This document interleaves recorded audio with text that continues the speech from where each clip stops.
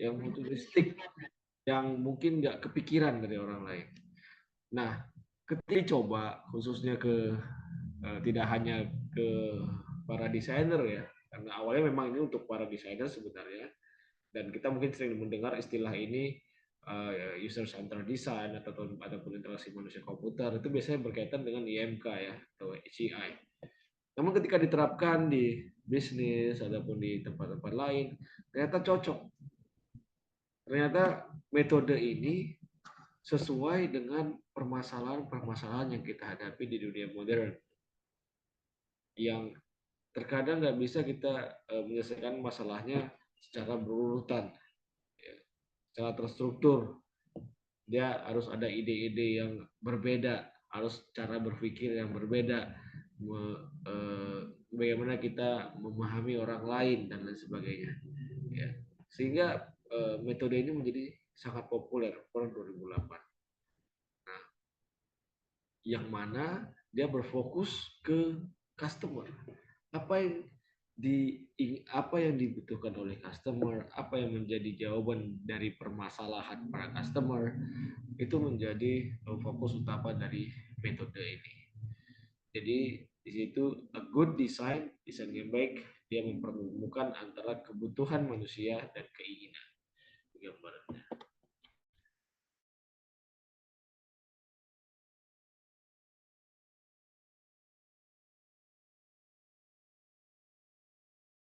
Sorry.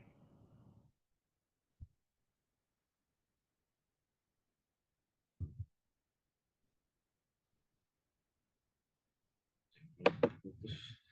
Ya, tapi dia juga menyatukan antara kebutuhan bisnis dengan teknis. Jadi antara kebutuhan si user, bisnis, dan teknis. Jadi dia juga makanya itu sangat cocok juga dengan berbagai teknologi ataupun perusahaan.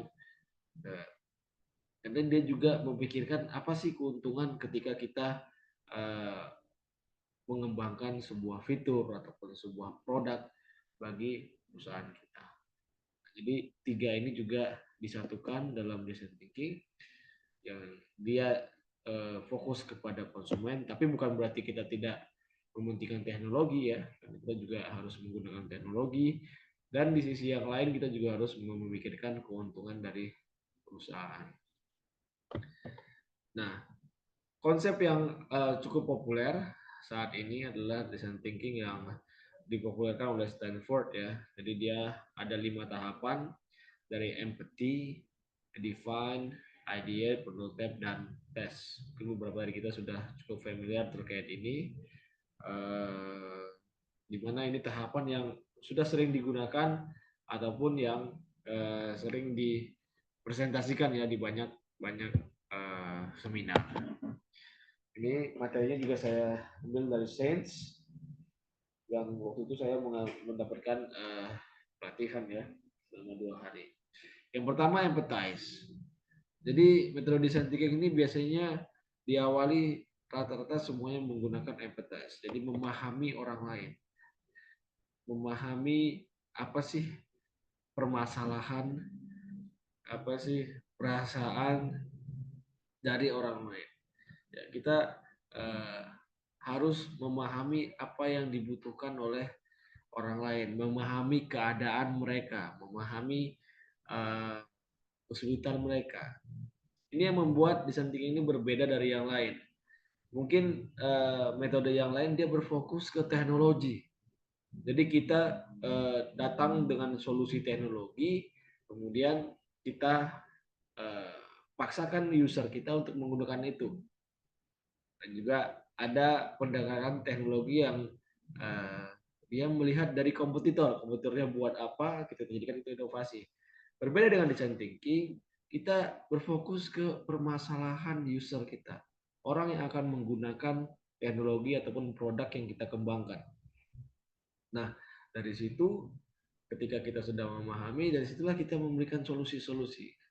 Nah, di awal ini kita ada namanya empathy, yaitu memahami orang lain ya. Contoh, ini ada studi kasus. Jadi anak-anak biasanya takut ya kalau masuk dicek atau menggunakan sinar X. Nah, dokter-dokter di sana menggunakan teknologi seperti ini. Jadi dibuat seperti permainan. Nah, ini salah satu contoh ketika kita memahami. Kita paham anak-anak takut, ya udah kita buat desain yang lucu supaya mereka mau. Ya, ini mungkin bisa bisa di pas ya. Tapi ini salah satu contohnya ketika kita memahami dan kemudian produk yang kita kembangkan itu bisa menjawab kebutuhan ataupun keinginan dari pengguna kita, user kita. Jadi biasanya yang ditanyakan pertama siapa mereka, bagaimana kehidupan mereka, apa masalah yang mereka hadapi, kebutuhannya apa, ya, lingkungannya seperti apa. Ya. Dan terkadang kita itu tidak hanya bertanya apa yang mereka butuhkan. Justru terkadang kita ketika menggunakan metode ini justru kita yang memberikan solusi-solusi. Solusi-solusi yang mungkin berbeda, yang mungkin user kita nggak tahu tentang itu. Contoh misalnya ada teknologi terbaru, ya, yang mungkin kalau kita ke daerah-daerah itu belum ada. Itu salah satu contohnya. Oh, ternyata mereka belum tahu tentang teknologi A atau B atau C. Ayo coba kita tawarkan, bisa atau tidak. Nah, jadi di sini juga kita tidak hanya bertanya butuhnya apa Kak atau butuhnya apa D, Mas, enggak gitu. Nah, kita juga memberikan solusi. Ya, jadi intinya adalah memberikan solusi. Tidak hanya kita bertanya ya.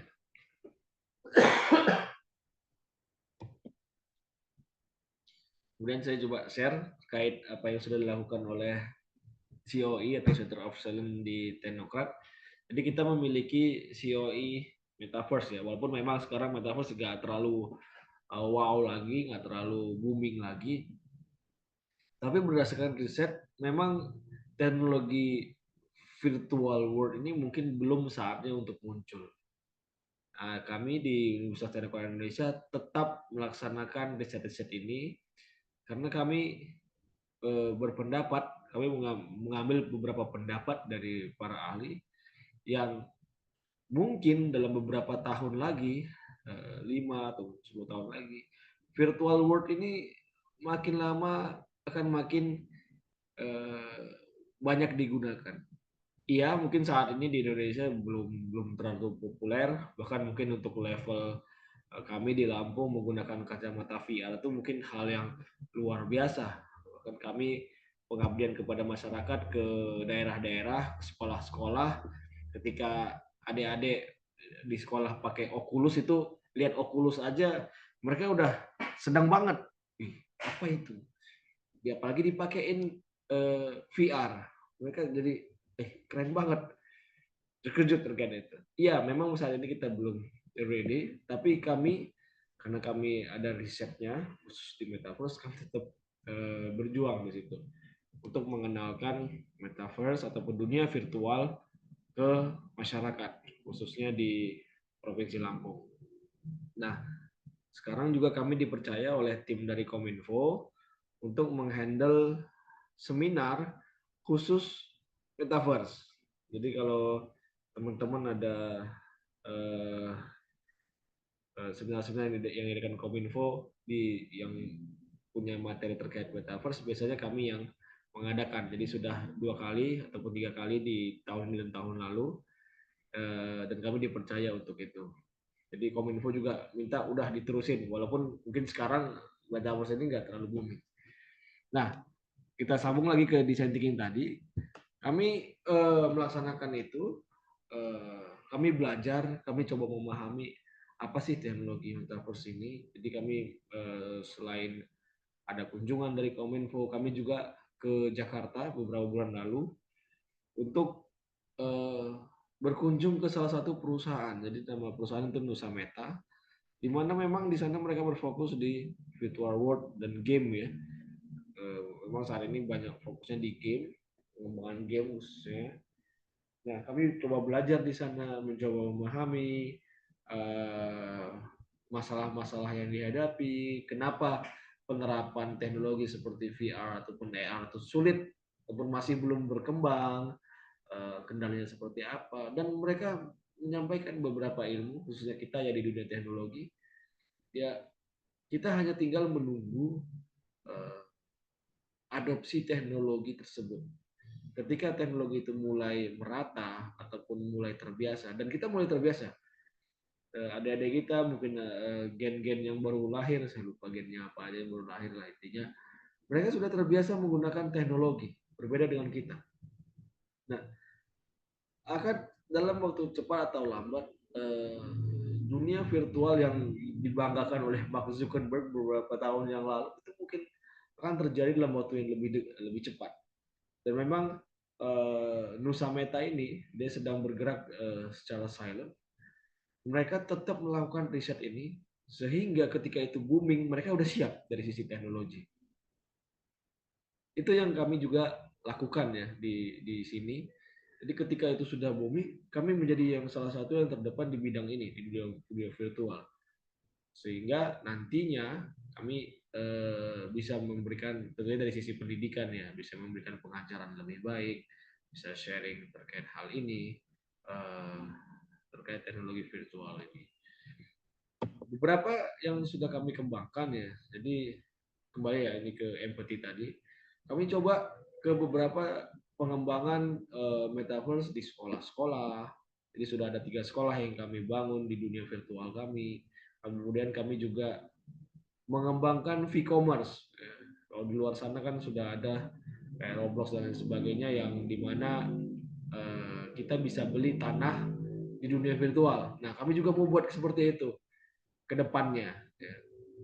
Jadi kami buat teknologi v-commerce. Jadi kami mengundang beberapa UMKM, kami mengundang UMKM, kemudian kami tanyakan, ya mereka juga ya mereka ya masih bingung ya sebenarnya ini apa sih teknologi apa ini gunanya apa. Dan kami sampaikan ini teknologi baru dan kedepannya kita berharap akan banyak hal-hal atau dunia virtual, pembelian secara virtual yang bakal uh, terjadi di masa yang datang. Oke, mungkin sekarang menggunakan e-commerce yang sudah ada, tapi kedepannya kita akan memberikan experience, pengalaman yang berbeda. Jadi di dunia virtual yang baru saja kami kembangkan menggunakan salah satu UMKM di Lampung namanya Aska Jaya, kami buat toko virtual yang persis sama dengan Aska Jaya ini. Jadi ini keripik pisang ya, sangat populer di Lampung. Kita buat tokonya mirip, kemudian isinya juga, kemudian ada beberapa hiburan ya, beberapa 3D animation yang ada di dunia virtual itu. Dan kami sertakan linknya di dunia virtual kami dan beberapa sosial media kami. Yang pada akhirnya ketika pelanggan pengen melihat teknologi ini, pengen melihat Aska Jaya misalnya dari Bandung ataupun dari Jakarta, pengen apa sih yang ada di dunia virtual Aska Jaya misalnya. Mereka tinggal klik itu dan masuk ke dalamnya. Sehingga mereka bisa berkeliling di tokonya dan ketika dia mau beli salah satu produk ya tinggal klik dan link ke salah satu e-commerce. Nah, itu yang sedang kita kembangkan. Nah, memang ini membutuhkan salah satu metode yang cepat. Makanya kami menggunakan kami klaim kami menggunakan design thinking ya, karena kami perlu cepat, kami perlu mendapatkan ide-ide yang unik, ide-ide yang berbeda, sehingga kami menggunakan ini di berbagai program kami. I think bisa saya share. Kemudian di embedasi ini kembali ke materi tadi, kita harus menggunakan persona, ya. Jadi user persona. Persona itu adalah cara memodelkan tentang user kita ya, tentang orang-orang yang sedang kita riset ataupun sedang kita observasi. Ya. Tapi dia tidak menjelaskan secara mendetail tentang orang itu, ataupun dia bukan real ya, dia bukan real, cuman gambaran atau gambaran dari orang-orang yang sedang kita lakukan riset.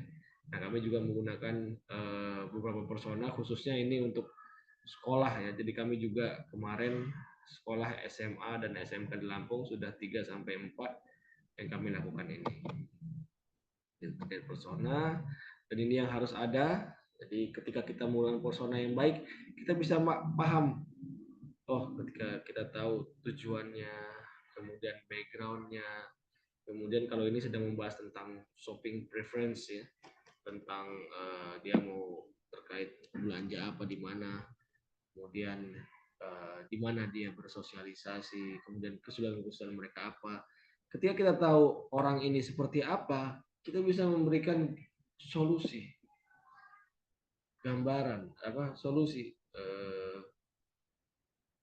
apa sih yang bisa memberikan masalah yang mereka hadapi, kita memberikan solusi-solusi yang mungkin unik, yang berbeda dari yang lain. Oke, kemudian yang kedua, jadi tadi empathy, kemudian define.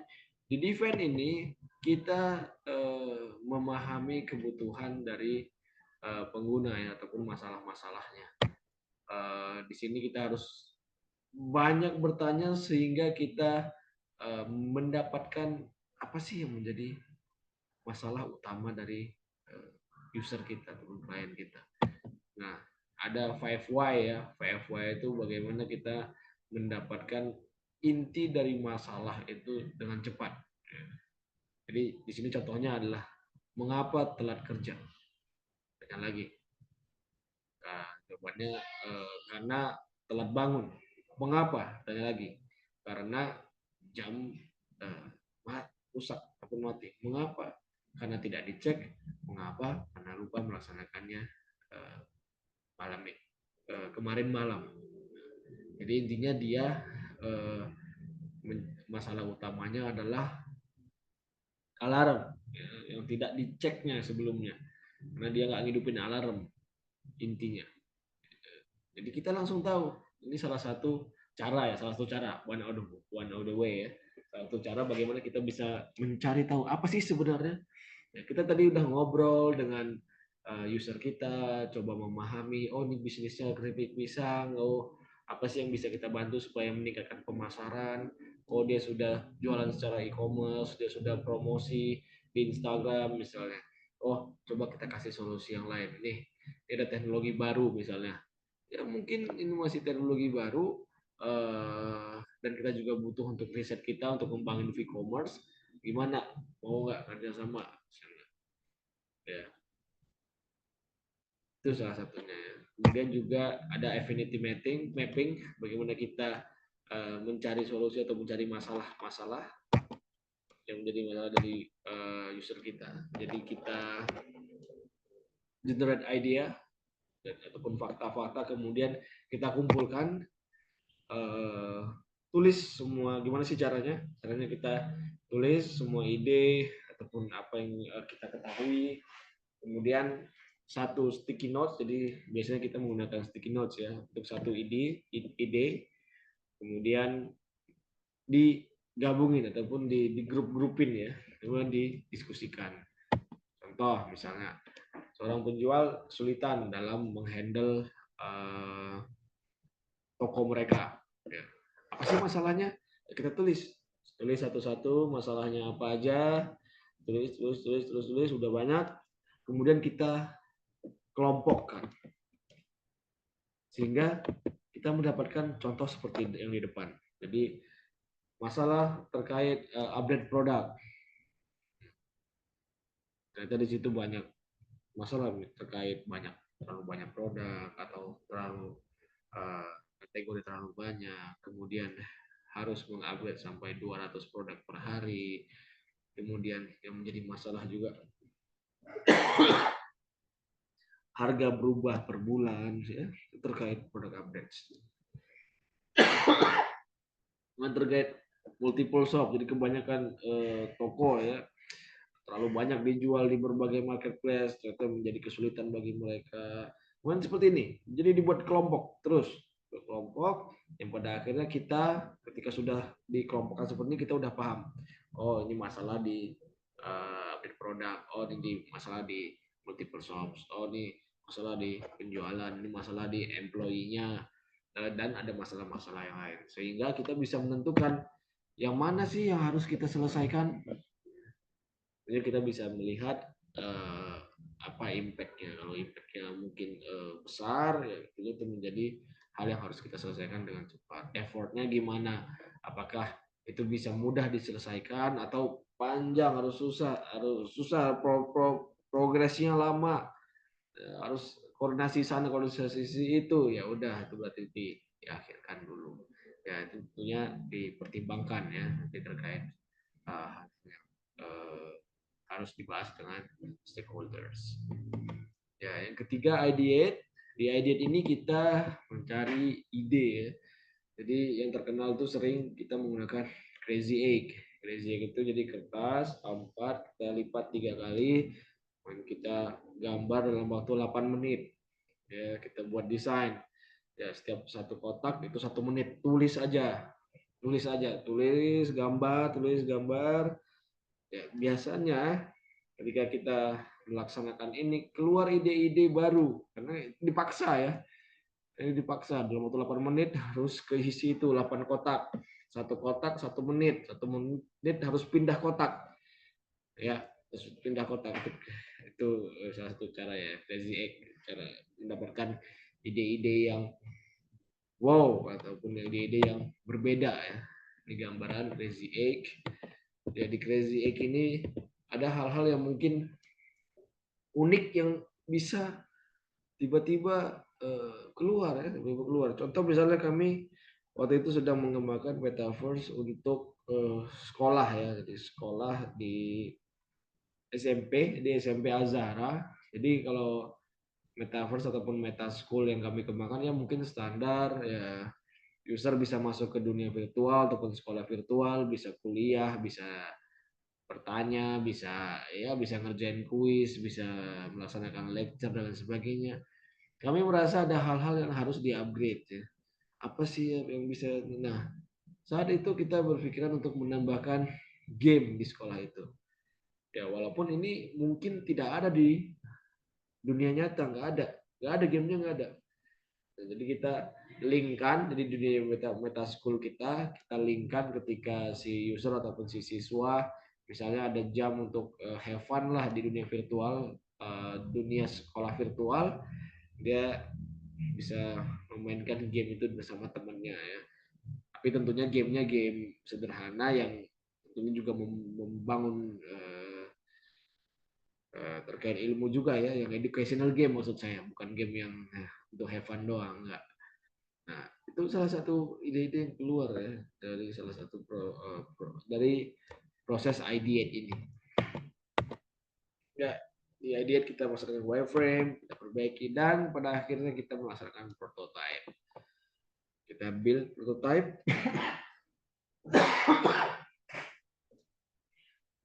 Nah, prototype contoh ya ini ke sesuatu yang bisa kita klik dan lain sebagainya. Kalau untuk kasus kami memang nggak terlalu banyak ya prototipenya, karena memang hanya tampilan bisa diklik, uh, dan keterangan-keterangan gambar dan sebagainya, ya nggak terlalu detail untuk yang program yang kami kembangkan. Ya, kapan kita menggunakan prototype ya biasanya kita ketika new feature, ketika kita mengembangkan fitur terbaru. Jadi kayak misalnya kami dari school mau ke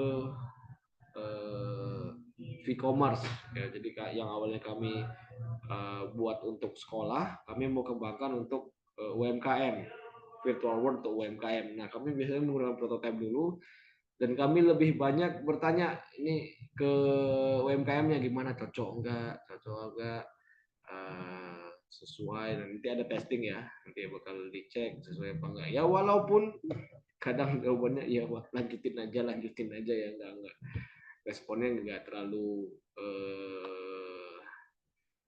ya feedbacknya nggak terlalu banyak lah, tapi ya uh, udah cukup senang ketika, tapi terkadang mereka juga memberikan masukan-masukan karena ini juga menguntungkan buat mereka. Kemudian juga kalau kita mau update new interface, itu yang kami sampaikan tadi.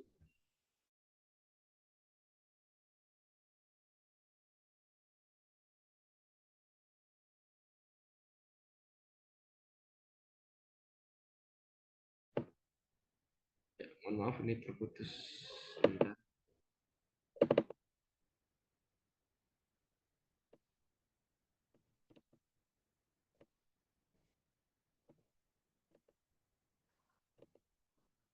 Ya, kemudian kita melaksanakan new interface. Kalau interface-nya baru, misalnya kami mau mengembangin untuk dunia virtual, ya kami juga melaksanakan prototype yang akan kami diskusikan nantinya untuk user kami.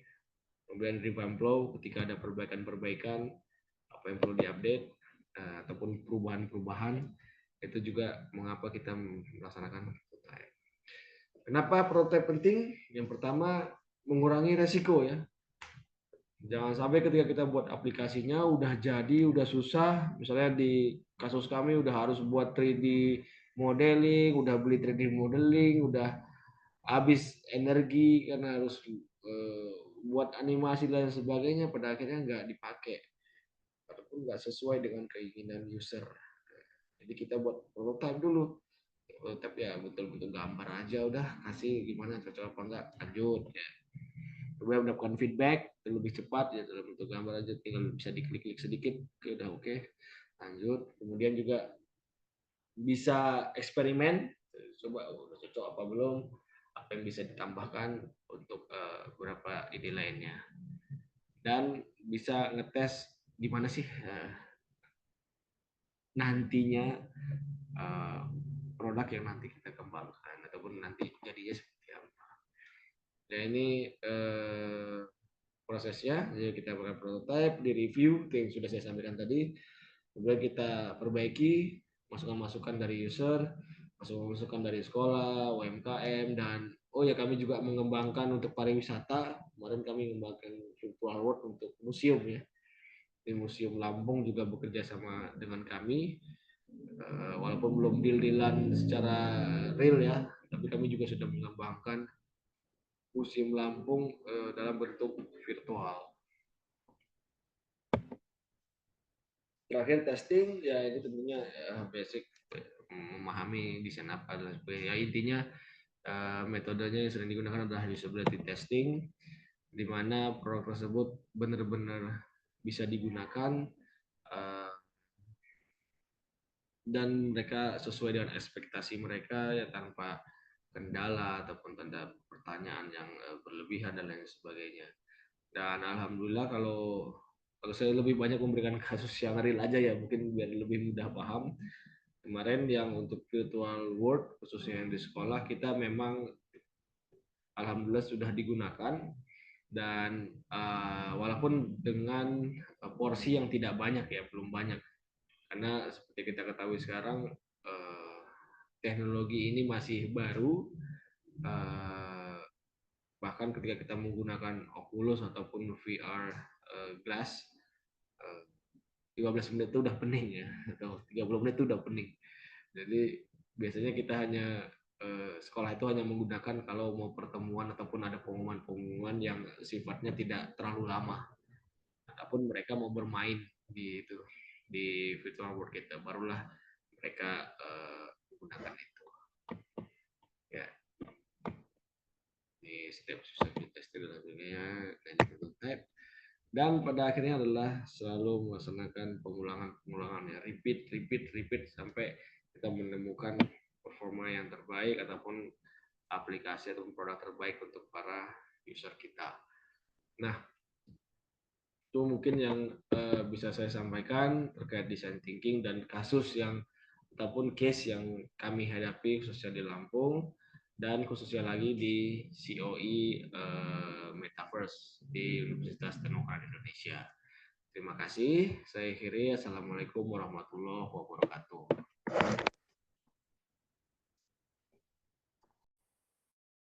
Waalaikumsalam warahmatullahi wabarakatuh. Oke, terima kasih banyak kepada Bapak Fadli atas pemaparannya. Mungkin teman-teman bisa mengajukan pertanyaan di kolom chat ya, dan akan dijawab pada sesi 3 setelah materi kedua memaparkan materi. Baik, selanjutnya saja kepada Bapak Bambang untuk memulai pemaparan. Waktu dan tempat kami persilahkan. Terima kasih. Oke, terima kasih.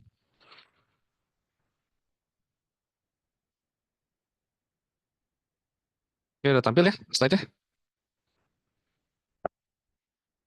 Halo? Sudah. Oke. Oke, Assalamualaikum warahmatullahi wabarakatuh. Salam kenal rekan-rekan S2 SI ya. Ini. Sebenarnya saya juga dulu mahasiswa SI di TLU, baru lulus kemarin ya, Maret kalau nggak salah. Jadi ini kali pertama saya coba cerita-cerita tentang AI, khususnya di tempat kerja saya di Telkom University, dan lebih khususnya lagi dalam kaitannya adalah LMS atau Learning Management System, yang mungkin juga rekan-rekan di sini ada yang pakai ya. Nah, mungkin untuk sedikit gambaran, TLU future plans apa saja. Nah, yang sudah terdeploy, terimplement itu ada namanya proctoring. Proctoring adalah sistem pengawasan yang kami bangun dari tahun 2022 kalau nggak salah, 2022, itu untuk menjawab kebutuhan bagaimana sih kita bisa menghadirkan semacam sistem atau alat bantu ya, pengecekan, pengawasan agar setiap peserta, dulu kalimatnya peserta ya, karena nggak ingin batasi untuk mahasiswa saja, peserta yang memanfaatkan platform atau aplikasi LMS ataupun yang mirip seperti itu bisa kita cek, bisa kita validasi terlebih dahulu agar ada proses untuk menjaga integritasnya. Jadi kredibel gitu. Kalau kita mau buat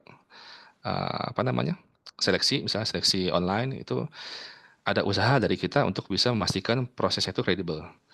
Gitu, factoring. Mungkin juga di sini ada yang pakai di LMS.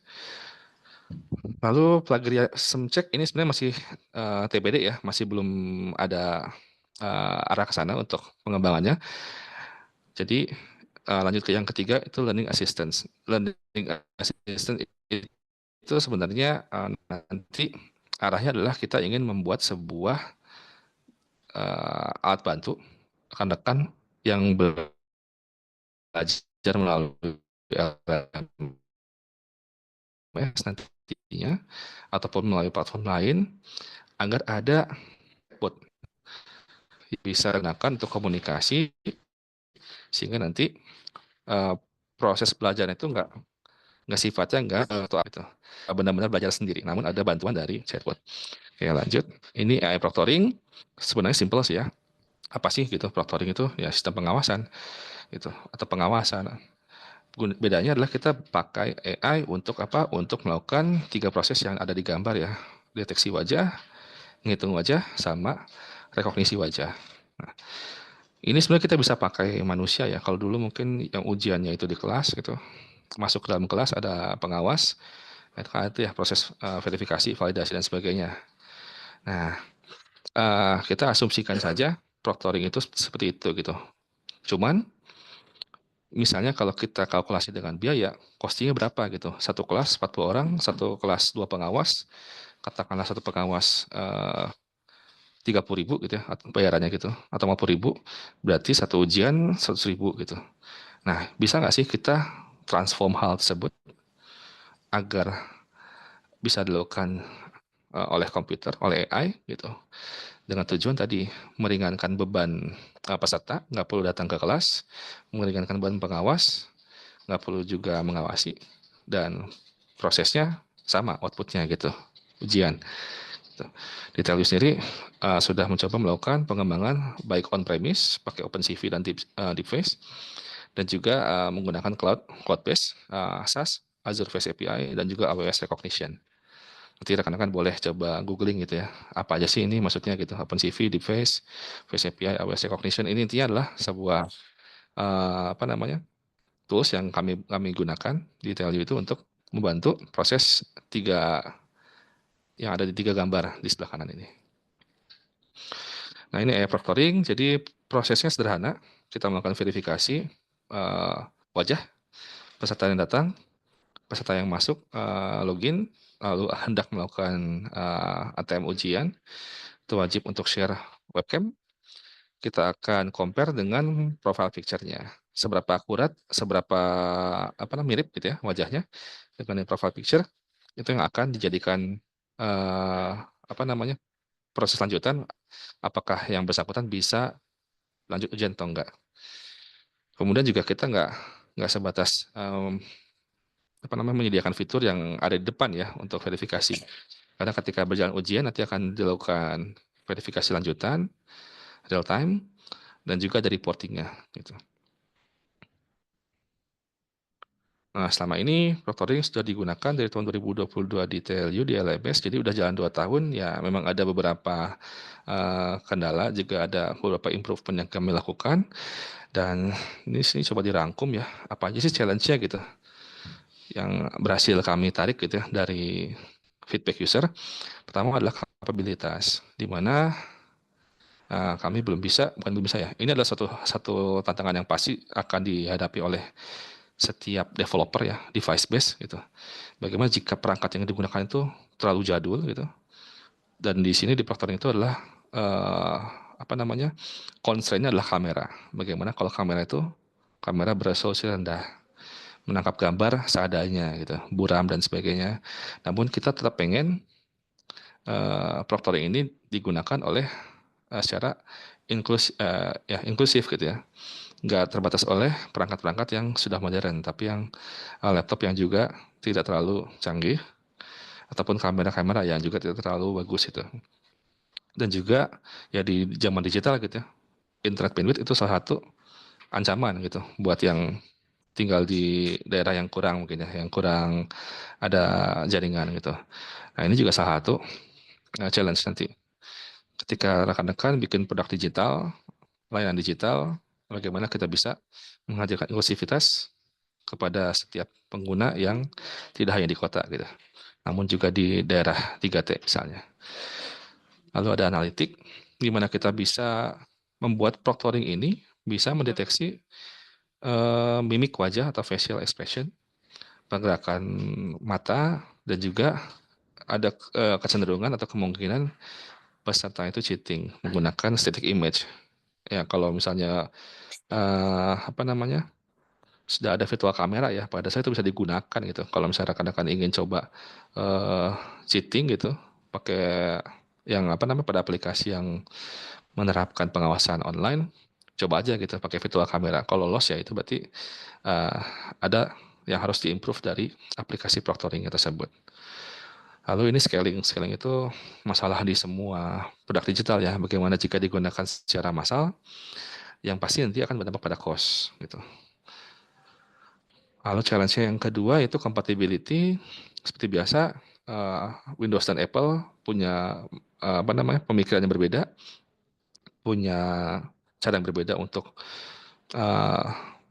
apa namanya, menjalankan aplikasinya. Otomatis nanti ketika kita membuat sebuah produk digital, compatibility masalah yang cukup serius ya. Dan untungnya kalau proctoring ini dia web based sih yang kami kembangkan. Jadi seharusnya dengan modal browser itu mau Windows mau Apple itu bisa gitu. Linux juga bisa. Integration. Nah, ini gimana caranya kita bisa membuat proctoring ini tidak hanya digunakan di LMS namun juga di tempat lain gitu. Misalnya proses SMB di aplikasi Telio ya, SMB admission gitu. Itu sudah ada proctoring di sana gitu. Jadi nggak perlu repot-repot kalau mau ujian pindah ke LMS. Cukup langsung dari SMB. Misalnya seperti itu. Dan yang terakhir ini masalah yang paling yang masih hangat ya. Ya bukan masih hangat, lagi hangat-hangatnya gitu ya. PDP gitu. Karena kita punya tools mengambil data informasi orang gitu berupa foto dan sebagainya, kita simpan. Nah ini kaitan dengan PDP bagaimana gitu. Nah ini silakan nanti coba kalau ada yang punya jawaban itu boleh nanti diutarakan di sesi tanya jawabnya nanti ya. Nah yang kedua, learning assistance ini bentuknya adalah AI chatbot. Apa? Yaitu adalah sebuah kanal ya, kanal untuk melakukan interaksi dengan pengguna. Untuk apa? Untuk membuat proses pembelajaran itu tidak membosankan sih. Kalau menurut saya ya, nanti kalau menurut teman-teman bolehlah berbeda.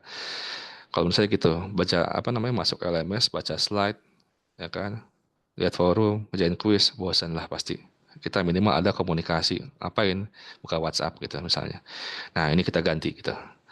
Kita coba ganti, masuk LMS, masuk ke mata kuliah, ada slide, lihat size-nya 50 mega, udahlah mending nanya chatbot gitu. Misalnya gitu. Seperti itu. Dan harapannya juga ke sana gitu. Agar nanti setiap siswa ataupun mahasiswa ataupun setiap yang mengakses aplikasi LMS itu bisa berkomunikasi dengan lewat chat ya, lewat chatbot untuk mengetahui ada informasi apa gitu di dalam mata kuliah kelasnya. Pengembangannya sifatnya hybrid, walaupun mayoritas cloud sih ya. Ini kita di kami masih menggunakan Azure, Azure OpenAI, Doc Intelligence, CosmoDB untuk human vector, AI Orchestrator. Ini bentuknya kumpulan aplikasi dan kumpulan services yang jalan untuk melakukan proses-proses data collection dan juga data ingestion. Nah ini panjang ya prosesnya tuh. Dari data collection, ngumpulin data, ngumpulin dokumen, ngumpulin segala bentuk materi yang diupload oleh dosen gitu. Bisa kita bayangkan satu mata kuliah kelas kalau misalnya terstruktur itu ada 14 pertemuan, 14 file misalnya ya. 14 file dikumpulkan, mau PDF, mau PPT, diekstrak, diambil data informasinya berupa teks, di cleansing gitu. Misalnya ada break line gitu, ada simbol-simbol yang dapat mempengaruhi nanti promptingnya, di clean, digabung semuanya dalam bentuk teks. Lalu dipotong-potong. Kenapa? Karena AI ini sebenarnya kan kita tahu sendiri ya, kecerdasan buatan gitu. Kita expect-nya mereka belum memiliki knowledge gitu. Mereka masih bodoh gitu. Dan kita mau susupi knowledge itu tidak bisa langsung banyak. Kita batasi 16 kilobyte atau berapapun itu gitu. Lalu setelah di embedding itu pembuatan vektor agar nanti setiap informasi yang masuk itu punya relasi yang sifatnya tuh dimensional gitu, ada scoringnya.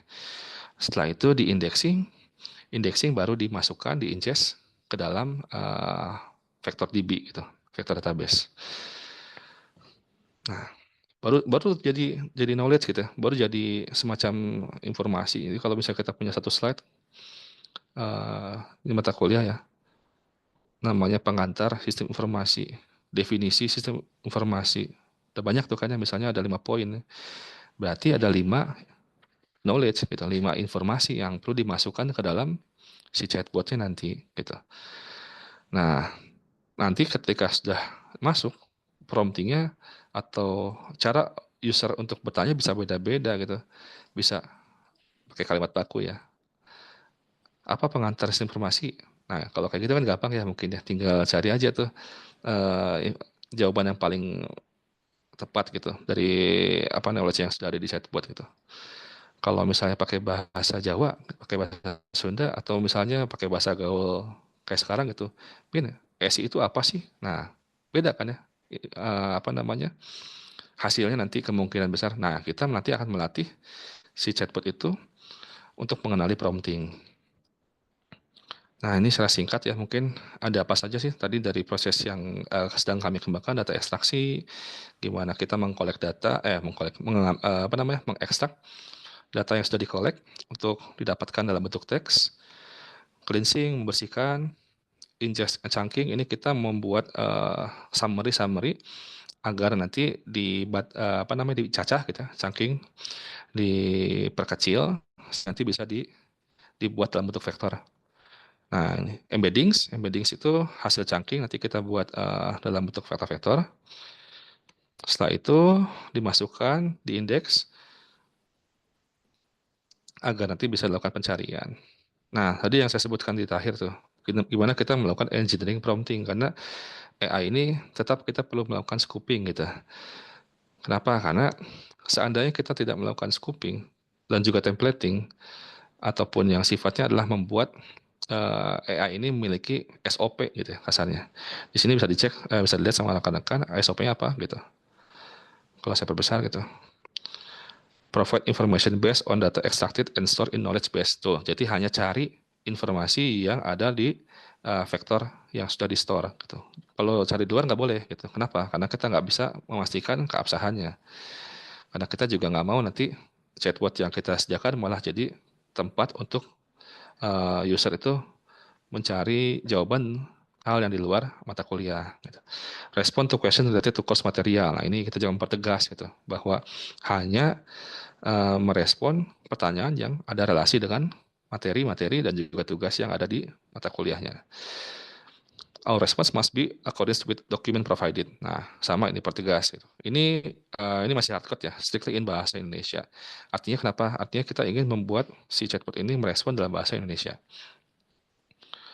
Avoid assumption, ini nggak boleh mengira-ngira, harus benar-benar dari vektor yang udah dibuat, dari knowledge yang sudah diisi, dan sebagainya gitu. Jadi kita bikin prompting, kita merekayasa kecerdasan yang dimiliki oleh AI itu berdasarkan perintah-perintah atau instruksi yang kita buat di sini. Hasilnya seperti apa? Hasilnya seperti ini gitu. Ini sudah tahap prototyping. Saya perbesar ya. Nah, ini saya coba nih. Ini chatnya langsung muncul ya. Halo, Telibot AI siap melayani apa yang ingin kami tahu gitu. Nah, ini saya coba nih. Bin, coba ceritain apa yang dimaksud kalimat tunggal dan beda dengan kalimat jemuk gitu. Ada yang tahu nggak nih apa nih kalimat tunggal sama kalimat majemuk di sini? Saya yakin nggak ada yang tahu juga nih. Makanya saya tanya gitu. Dan jawabannya adalah kalimat tunggal terdiri dari satu klausa atau satu kesatuan. Nah, ini chatbot yang merespon. Gitu. Kata di sini ya, apa kira-kira yang kurang gitu dari chatbot ini? Ada yang tahu? Ada yang mau open mic? Kira-kira apa yang kelihatan sekali gitu kekurangan dari chatbot yang sedang di deploy oleh Telio? Ada yang mau coba jawab? Di chat boleh kalau ada yang mau jawab. Hmm, nggak ada?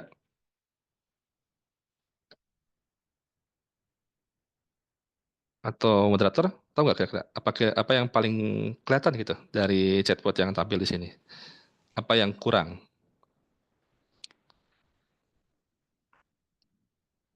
Izin Bang, mungkin Oh ya, filenya mungkin ya Kang ya. File yang sudah diupload di AI-nya mungkin ya Kang, ditampilin halaman berapanya mungkin. oh berarti informasi yang merujuk ke filenya gitu maksudnya. Iya, ya. Oke, boleh itu satu mungkin. Tapi bukan itu jawabannya. Ada yang sebenarnya kelihatan banget nih menjadi kelemahan atau kekurangan di chatbot yang lagi di deploy ini. Mungkin kurang dari rules promptingnya. Oke, masih belum tepat. Ada lagi yang mau coba jawab? Open mic atau di chat boleh?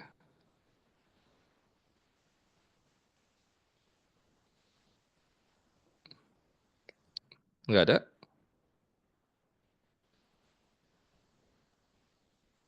Oke, jawabannya adalah waktu proses. Saya nanya 5 menit yang lalu dan dijawabnya itu membutuhkan waktu 3 menit. Siapa yang mau ngobrol sama orang butuh waktu 3 menit gitu? Ada nggak kira-kira? Nggak ada kan? Nah, time processing ini relevan dengan knowledge yang kita store gitu. Di mana nanti mempengaruhi bagaimana user itu melakukan prompting. Karena saya coba menggunakan sedikit bahasa gaul di sini ya. Bahasa anak-anak zaman sekarang gitu. Si chatbotnya itu juga harus mencoba mentranslate gitu. Apa sih sebenarnya yang ditanya gitu. Dan itu butuh waktu 3 menit. Cukup lama gitu untuk kita berkomunikasi gitu. Nah, ini jadi satu challenge yang nanti mungkin akan kita coba cari solusinya. Selain dari challenge yang lain. Kalau di sini saya baru nulis satu sih challenge-nya gitu. Kebetulan di slide selanjutnya itu terkait challenge yang paling menjadi masalah adalah database. Database bukan database data ya, tapi ketika kita mencoba membuat sebuah knowledge yang ingin kita masukkan ke dalam AI, kita harus kenal dulu dokumen-dokumen yang sudah dibuat oleh pengajar atau dosen. Berapa size-nya, berapa jumlah halamannya, apakah setiap halaman itu punya informasi, karena mungkin rekan-rekan juga ada yang sedang kuliah gitu, lihat slide-slide atau dokumen-dokumen yang disediakan oleh Pak dosen itu ada yang mayoritas gambar, ada yang bahasa Indonesia terus bahasa Inggris terus bahasa Indonesia lagi gitu. Ada yang perlu dijelaskan di kelas gitu, nggak bisa langsung kita lihat, kita mengerti di slide. Nah, itu challenge-nya yang paling mungkin paling serius ya saat ini gitu dari perspektif kami gitu di TLU. Kenapa? Karena nanti ini akan mempengaruhi cara kerja AI atau waktu proses AI untuk mengekstrak mengkolek data hingga nanti menjadi sebuah knowledge. Gitu. Kalau sudah jadi knowledge, kita bisa verifikasi, oh kayak cukup gitu. Jadi sebuah informasi yang bisa dikirimkan ke user.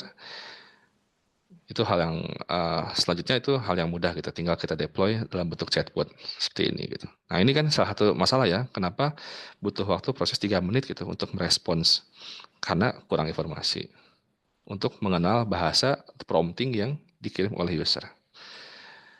Oke, sementara AI in Education yang bisa saya sampaikan seperti itu. Terima kasih atas partisipasinya, saya kembalikan ke moderator.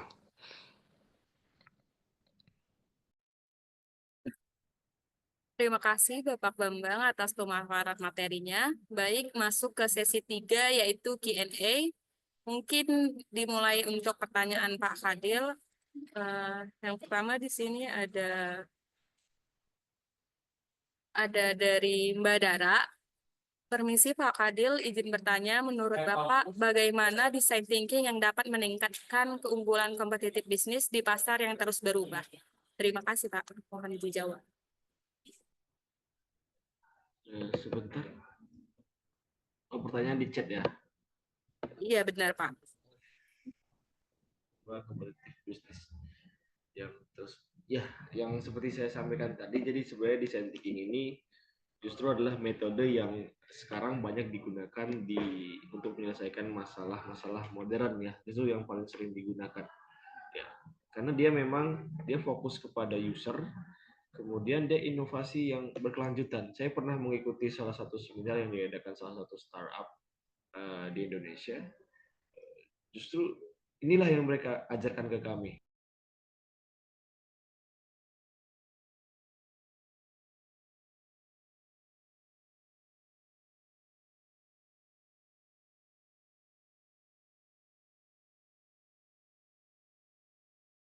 Kita lagi unggul nih dengan inovasi yang kita miliki, itu nggak akan bertahan lama. Karena dengan cepatnya kompetitor kita akan juga mengikuti kita. Kita akan dengan cepat tersaingi seperti yang kita lihat sekarang ya. Sehingga dengan adanya metode design thinking ini, di mana di proses ini salah satu metode yang sangat cepat ya.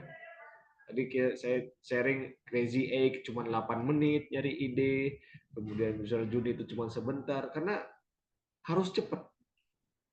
Kadang startup yang saya ikutin sebenarnya itu harus bisa buat fitur dalam waktu 2 minggu atau 1 bulan atau 2 bulan. Mereka nggak pernah bicara setahun 2 tahun, kita nggak lagi seperti itu. Design thinking adalah salah satu metode yang justru sangat cocok dengan keadaan sekarang, di mana kompetisi bisnis itu terus berubah. Ketika kita unggul, kita bisa jatuh dalam waktu yang sangat cepat. Itu mungkin bisa saya sampaikan. Baik Pak, terima kasih. Lalu pertanyaan kedua Pak, ada dari Mbak Naklia Arum Permata. Permisi Pak Fadli, izin bertanya, bagaimana cara mengidentifikasikan solusi yang paling realistis dan bisa diterapkan dari sekian banyak ide yang muncul? Terima kasih. Kita juga harus memahami kebutuhan dari perusahaan kita ataupun ya produk yang kita miliki ya. Jadi kita juga ketika banyak ide, kita harus lihat mana yang bisa kita kerjakan. Ya, mungkin idenya bagus, tapi Pak, ini idenya bagus, tapi kita perlu anggaran mahal. Ya, jangan dulu. Ya, dicek sumber daya kita. Pak, ini idenya bagus, anggarannya ada, tapi orang yang ngerjain nggak ada. Ya, ini juga jawaban yang subjektif sebenarnya. Itu juga harus dinilai kayak apa ya? Feasibility, kayak sumber daya, visibility sesuai dengan tujuan bisnis. Pak, ini sesuai dengan misalnya kita buat rumah makan Padang. Pak, kita punya ide, kita buat pizza Pak. Ya nggak cocok, kita rumah makan Padang ini lagi populer ya, rumah makan Padang, terus kita jualan pizza, kan unik Pak. Ya nggak cocok tujuan bisnis kita. Itu juga harus dilihat. Kemudian disability juga dipikirin sesuai dengan user kita atau enggak, masih berhubungan dengan yang tadi. Begitu ya. Jadi ini sebenarnya jawaban yang sesuai. Kita harus menyesuaikan dengan kitanya seperti apa.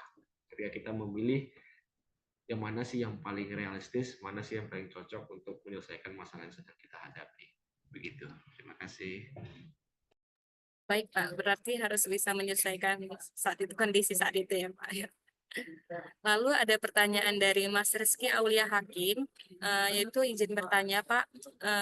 Maaf, saya belum begitu paham soal Crazy Egg. Kira-kira metode brainstorming ini lebih berfokus untuk apa dan tahapannya seperti apa ya, Pak? Terima kasih.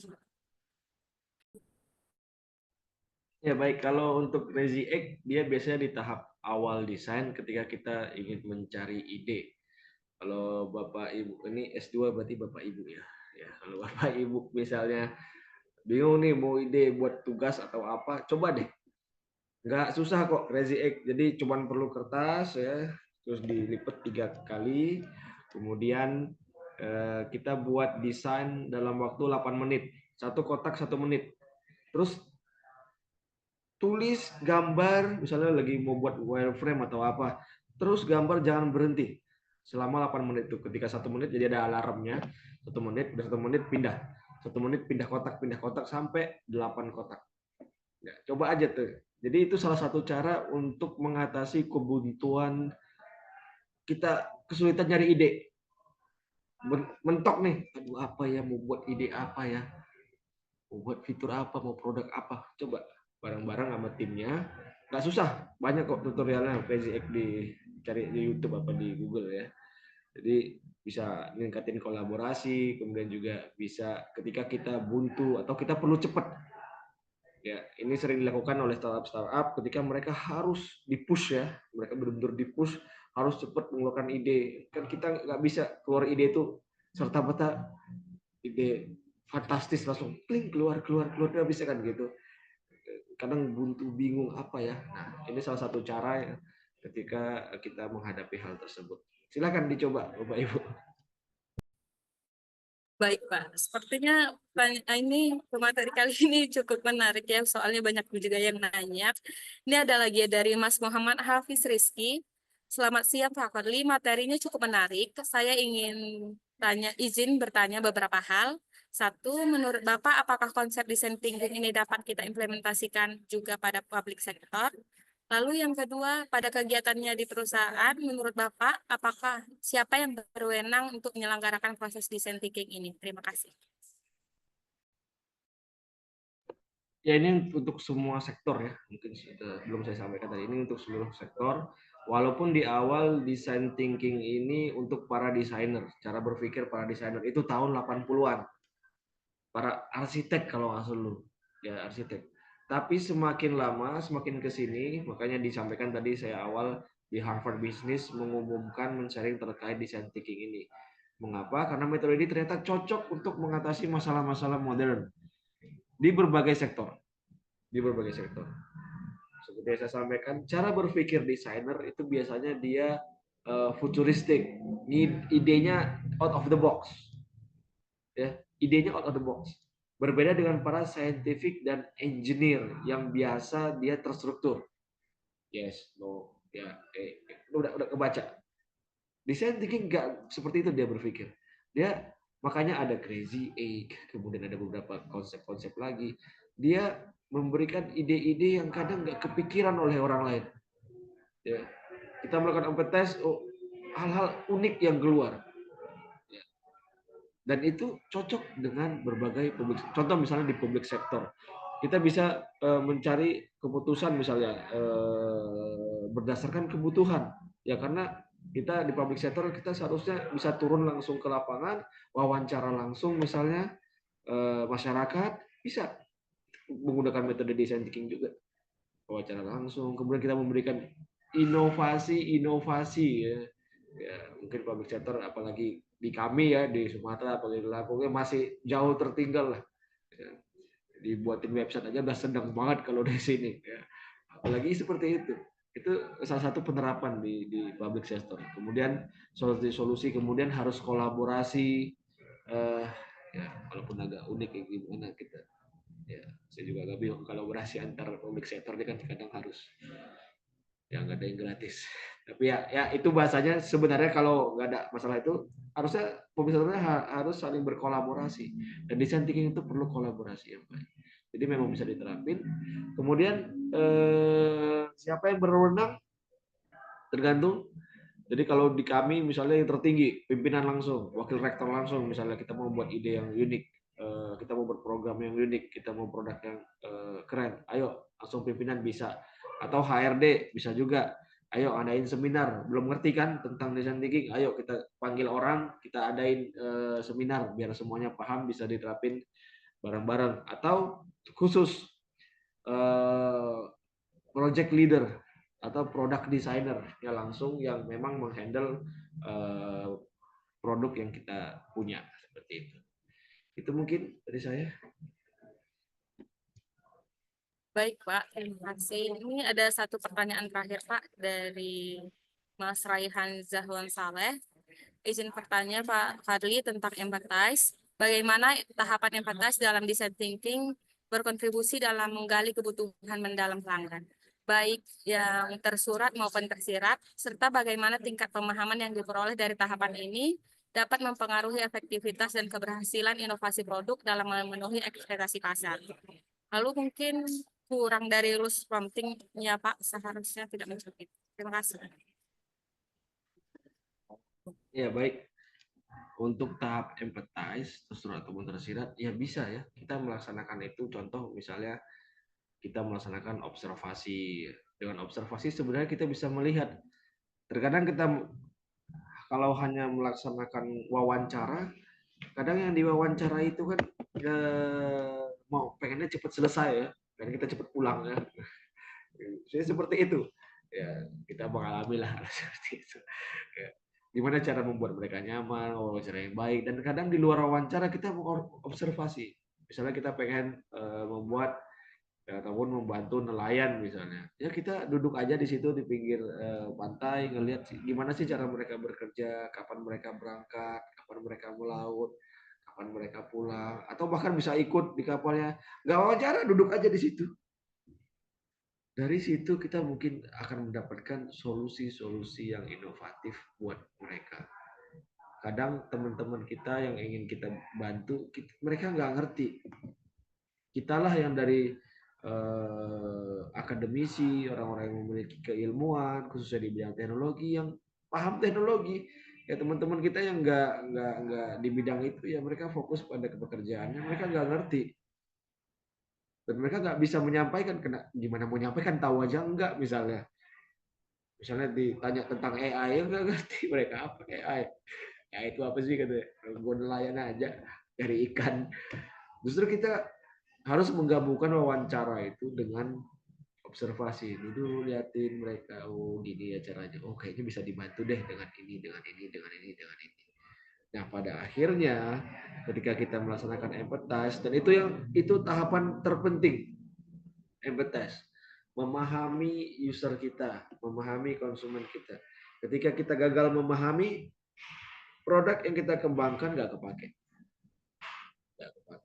Ya. Dan kalau kita bicara sudah levelnya perusahaan bisa rugi banyak kalau gagal. Sehingga di empathize ini yang paling penting. Sehingga kita harus belajar gimana membuat pertanyaan untuk wawancara, gimana caranya mendapatkan informasi sebanyak-banyaknya. Kalau nggak dapat dari orangnya, gimana cara observasi yang baik, bagaimana menganalisis, bagaimana buat user journey yang tepat. Sehingga pada akhirnya kita bisa memberikan ide-ide, nanti di-define, kemudian di-ideate, kemudian kita buat prototype. Begitu, itu sangat penting sekali di tahapan yang pertama, itu tahapan empathize. Itu mungkin, terima kasih Pak Asa. Baik Pak Fadli, terima kasih atas jawabannya. Selanjutnya kita akan membacakan pertanyaan untuk Mas Bambang. Yang pertama di sini ada Mbak Dara. Izin bertanya Pak Bambang, menurut Bapak challenge membuat AI itu apa saja? Lalu problem solve-nya itu seperti apa ya Pak? Terima kasih. Anjir, ngomong apa sih ini cewek? Oke. Challenge membuat AI apa? Sebenarnya nggak harus AI ya. Kira-kira tantangan itu apa gitu? Tantangan ya sesuatu yang harus diselesaikan berdasarkan apa? Berdasarkan kebutuhan atau ekspektasi user. Nah, jadi kalau definisi challenge, kalau menurut saya gitu, itu satu hambatan, satu tantangan yang harus dilewati untuk mencapai ekspektasi baik kita sebagai pengembang ataupun user sebagai nanti penggunanya. Itu mungkin bisa dibilang prinsip nanti sebagai seorang SI gitu ya, menurut saya gitu. Bagaimana kita bisa men-solving suatu problem itu sesuai dengan ekspektasi pengguna. Semoga menjawab. Jadi kalau misalnya AI ya, challenge-nya apa? Challenge-nya usernya butuh apa dengan AI ini?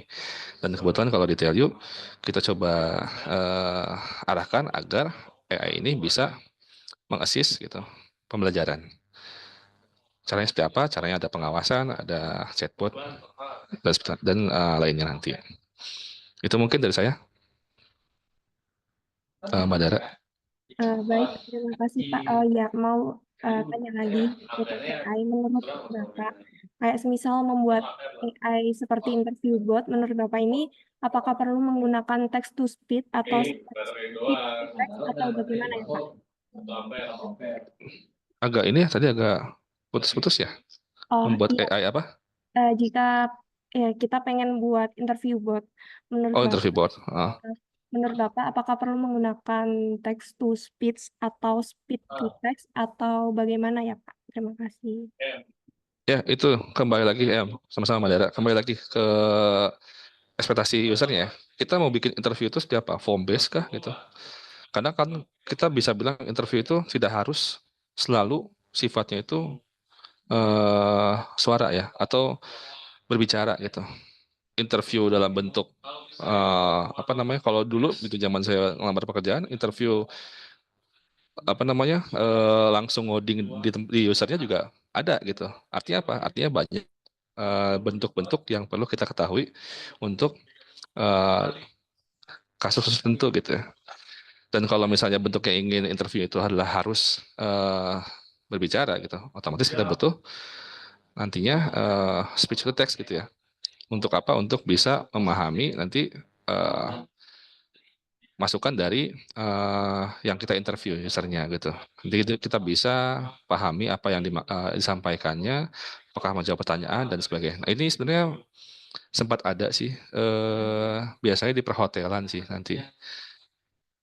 Kalau nggak salah tahun 2019 itu ada di Tell You yang riset ini gitu. Bagaimana nanti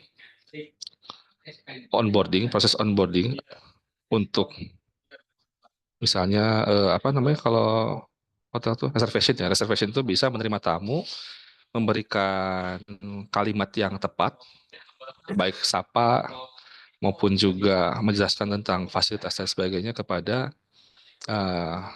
apa namanya ke user gitu. Itu juga sama sih speech to text. Oh, berarti balik lagi tergantung kebutuhan aja ya, Pak. Betul. Baik, terima kasih, Pak. Ya, sama-sama. Selanjutnya ada pertanyaan dari Mas Muhammad Hafiz Rizky.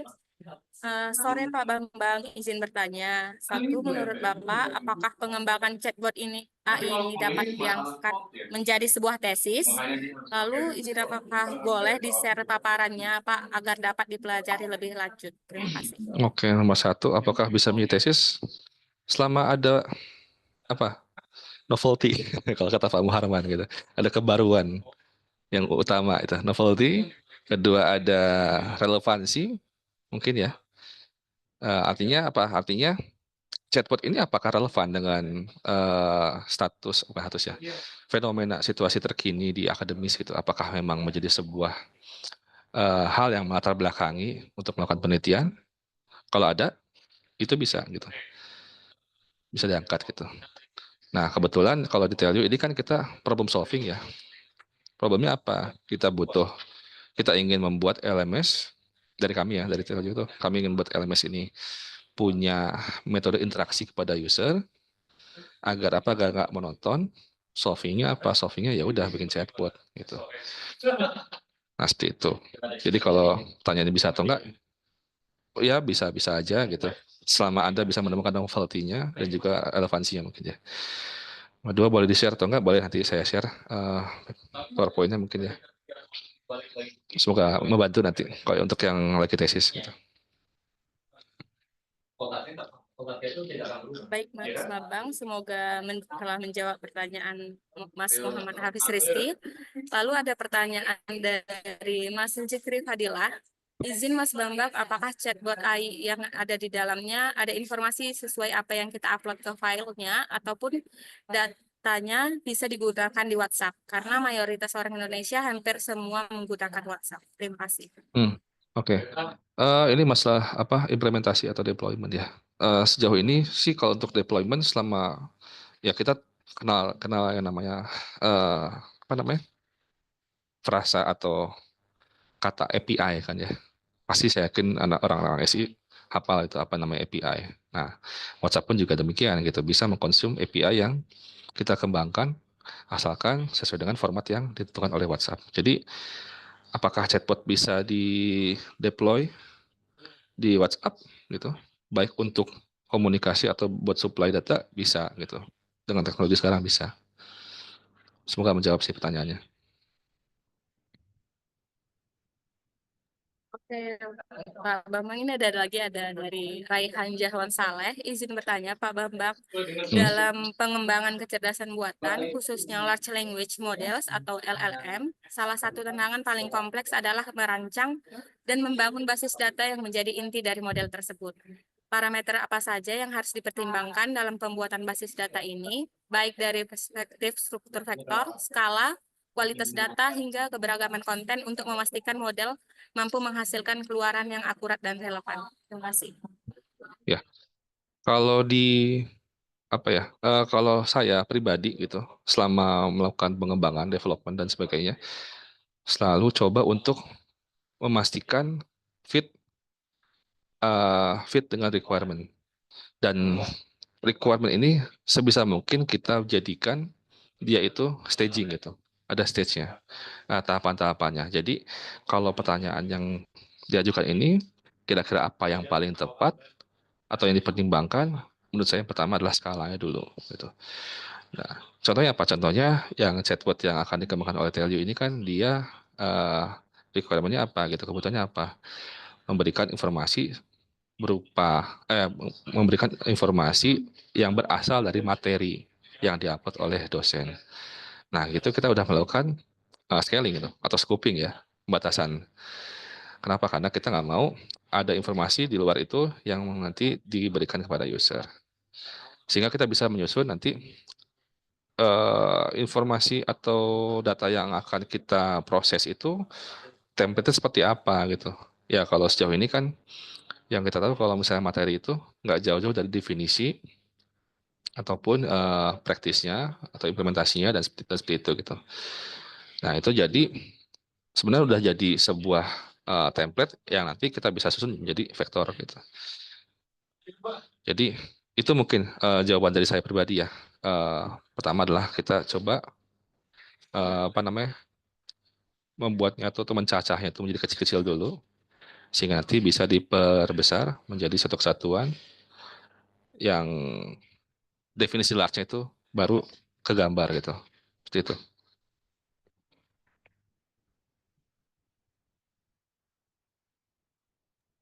Baik, Mas Bambang. Ini ada pertanyaan lagi dari Ahmad Sidik Rafidin. Selamat sore, Pak Bambang. Mohon izin bertanya untuk fitur chatbot untuk LMS. Satu, apakah chatbot untuk LMS ini dikembangkan menggunakan API atau dibangun dari awal?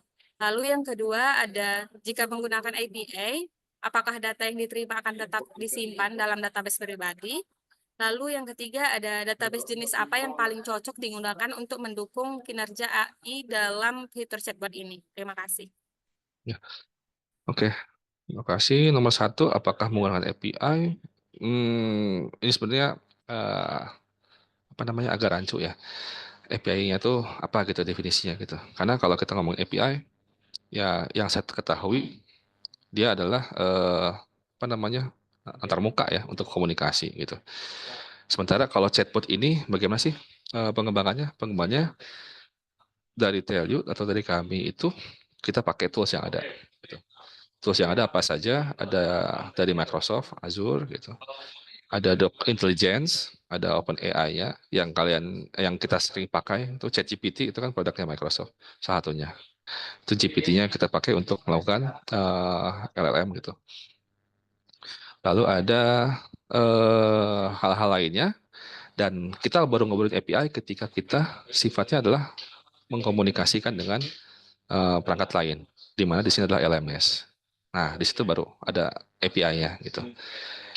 Apakah dibangun sendiri? Ya. Tapi apakah benar-benar from scratch? Enggak. Karena sudah disediakan templating-nya gitu dari Microsoft.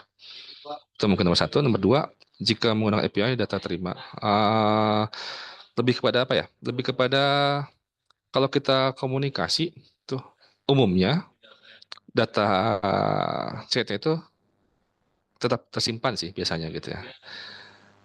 Kayak kita misalnya chat WhatsApp gitu dengan orang. Chat sebelumnya kan disimpan kan ya, atau kita lihat. Nah, itu gimana cara nyimpannya? Nah, ini jawab ke apa namanya? Jawabannya nomor 3. Kita pakai database yang support factoring gitu. Apa saja? Contohnya mungkin ya kalau yang open source ada Postgre misalnya. Tapi kalau misalnya mau yang pakai yang sudah enterprise level, CosmoDB ataupun kebetulan berdua itu sih yang baru kita ekspor gitu. Jadi nanti mungkin bisa ada banyak database lainnya.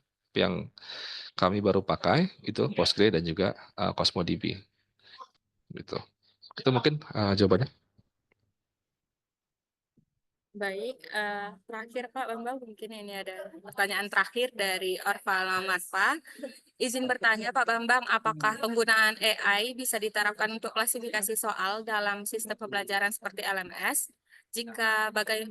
Jika bisa, bagaimana AI dapat meningkatkan kualitas pengelolaan soal berdasarkan parameter tertentu seperti tingkat kesulitan atau topik? Terima kasih.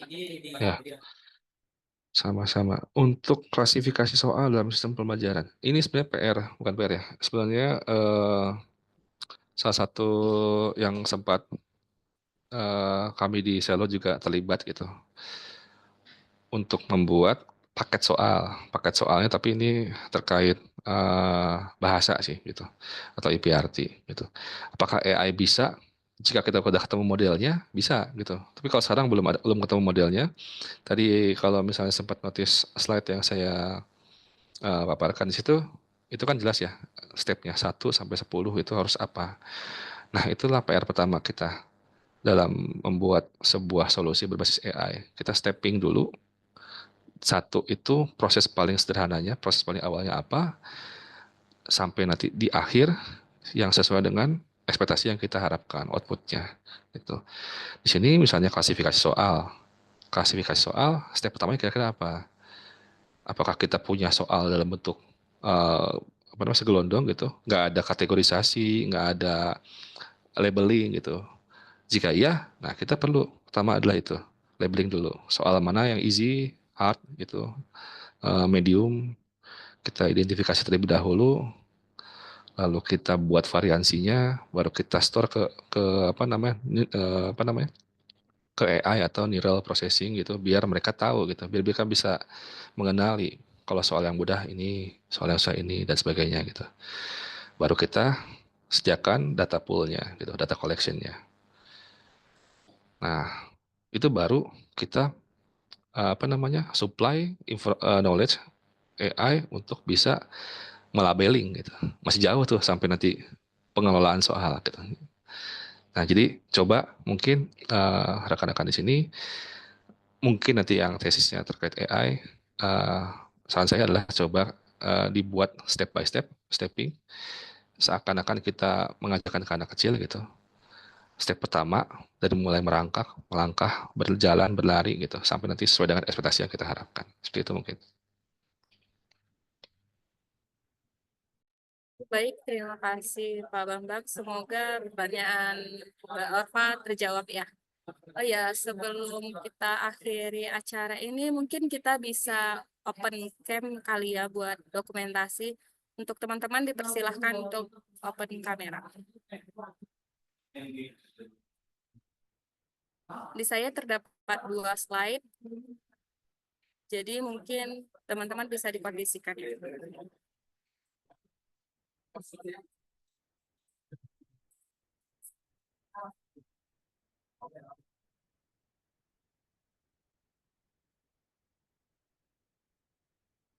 Oke, 1, 2, 3. Mungkin ini lanjut ke slide kedua.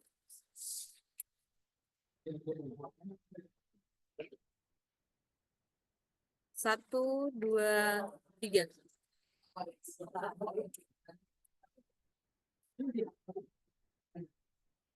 Oke, terima kasih semuanya. Nggak terasa kita udah sampai di penghujung acara Tellutech Series 8. Atas nama Universitas Telkom, saya ucapkan terima kasih sebesar-besarnya kepada narasumber kita, yaitu Pak Fadli Zafar Adrian dan Mas Bambang, atas ilmu dan wawasan yang telah dibagikan. Terima kasih juga kepada teman-teman semua yang sudah ikut berfasilitasi dan antusias di acara ini. Selamat sore. Assalamualaikum warahmatullahi wabarakatuh. Waalaikumsalam. Waalaikumsalam warahmatullahi wabarakatuh. Terima kasih Pak. Terima kasih Mbak Asa.